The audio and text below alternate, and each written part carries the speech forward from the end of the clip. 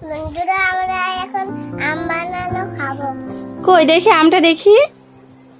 ওরে বাবা কত বড় আম, এটা এখন বানানো খাবা? হ্যাঁ আচ্ছা দাও আমি কাটি।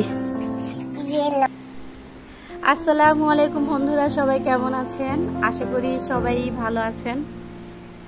এম এ মুক্তা ব্লগে সবাইকে আবারও স্বাগতম জানাচ্ছি। আজকে আমি আম নিয়ে একটা ব্লগ বানাইছি। আমার বাচ্চারা আম খাবে, আম বানানো, তাই নিয়ে ব্লগটা বানাইতেছি। মেয়ে ছেলে দুজনেই আমের পাগল।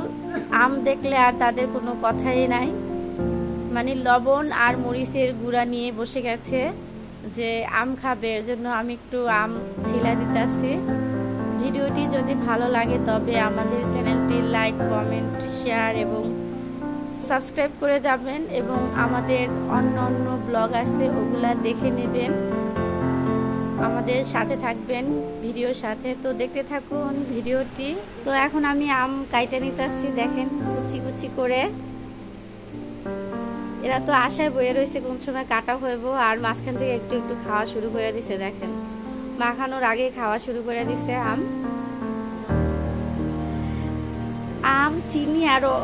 চিনি আর লবণ, তারপরে যাই হচ্ছে মরিচের গুঁড়া, সবকিছুই মানে অল্প অল্প দিছি। তারপরে যে আমরা খাইতেছি একটু একটু করে। বরিশালে গেছিলাম, তারপরে প্রত্যেক দিনই প্রায় আম খাওয়া হয়েছে। এখন ওই নেশাটা হয়ে গেছে, আম বানাইয়ে খাইবো। এখন আবার এই যে আম ডেলি বলে আম খাবো আম খাবো। আমটা বাসায় আনছি কয়েকদিন হয়েছে, কিন্তু বানাইয়ে দেই নাই। আজকে বলছি যে আজকে তোমাদের আমটা বানাই দিই না, কেমন করে খাইতেছে আর টাক্কা মারতেছে দুইজনে। আর আমি তো এত খাইতে পারি না, একটা দুইটা খাইলেই বাস আমার মুখটা মানে টক হয়ে গেলেই ছাইড়ে দেয়। ওরা কিন্তু পেট ভরে আম ভর্তা বা আম বানানো সব কিছু খাইতে পারে, টক থাকে তাতে ওদের কোনো সমস্যা নাই। ছোটবেলায় এরকমের আম খাইতাম, কিন্তু এখন এরকমের অল্প খাই, এত বেশি খাই না। দেখেন কত সুন্দর করে মাখাইতেছি, মানে মাখানোর পরে এটা আরো সুন্দর লাগতেছে দেখতে। আমার ছেলে আর একটু চিনি দিয়ে দিতেছে, বলে আর একটু চিনি নাও।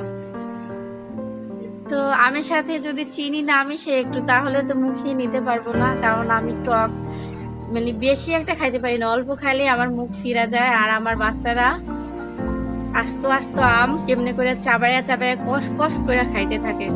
ধন্যবাদ ভিডিওটি দেখার জন্য, সবাই ভালো থাকবেন, আল্লাহ হাফেজ।